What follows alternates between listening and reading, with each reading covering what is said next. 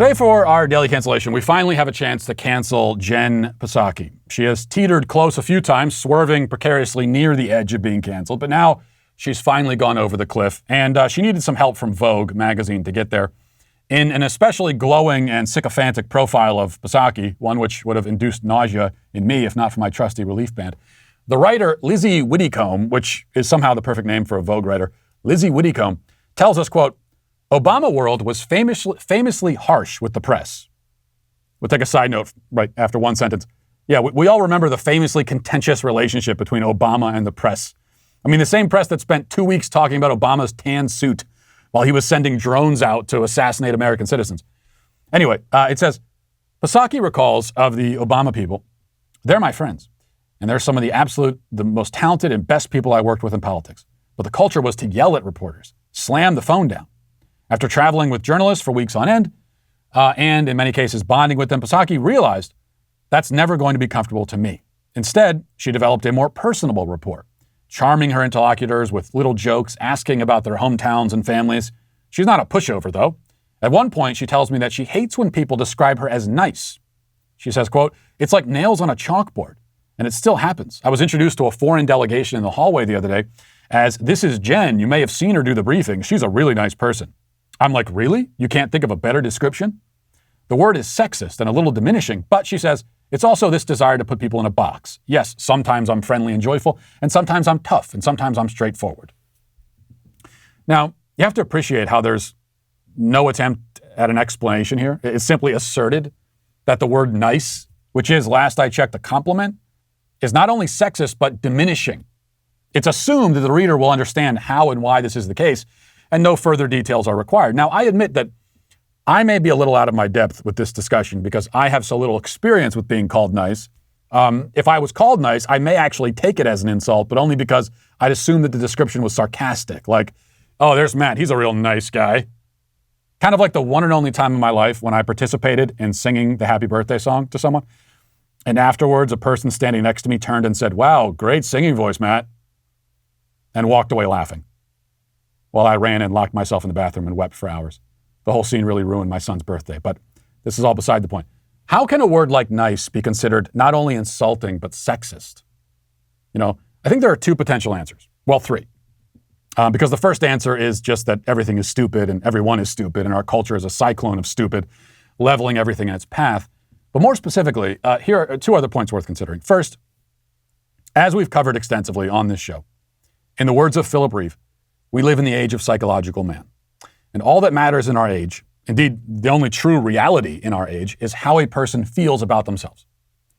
From the perspective of the individual self, fully immersed in the spirit of the age, the job of everyone else is to affirm those feelings. And in fact, it goes one level deeper than that, and it's more schizophrenic than that.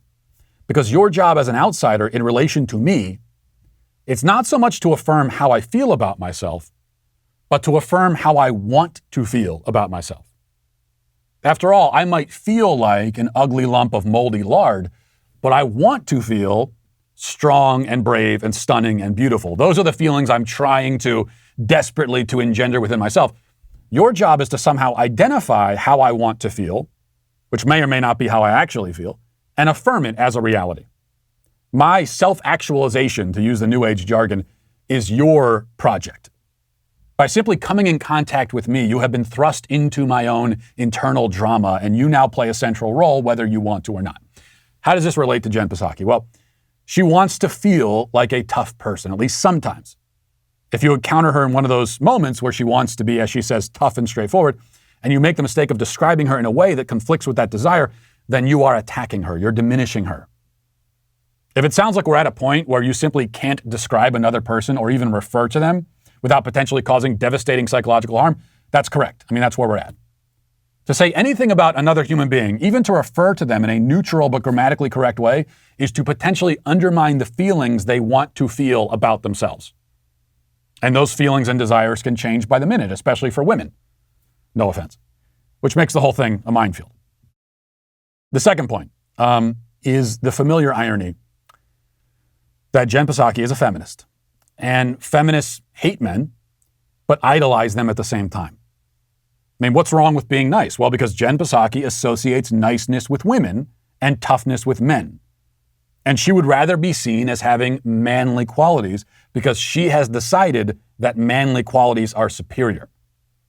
This is what makes female bosses and managers sometimes so miserable to work for.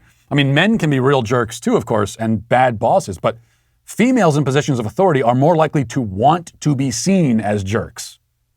They're more likely to overcompensate, rejecting their nicer instincts in this effort to approximate the manliness that they idolize. So it's a twisted picture, really. Feminists worship masculinity, but rather than simply appreciating men and being grateful for them, these people who harbor masculinity, they would rather take the place of men, becoming pale imitations of the thing they admire. I mean, ultimately destroying the very thing that they admire.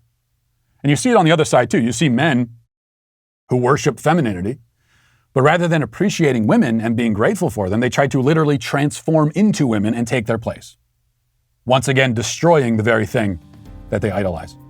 So it's quite a confused picture, creates a cultural environment that is, well, not very nice to live in. So maybe Jen Psaki gets her wish in the end. Even so, she is still today, we must say, canceled.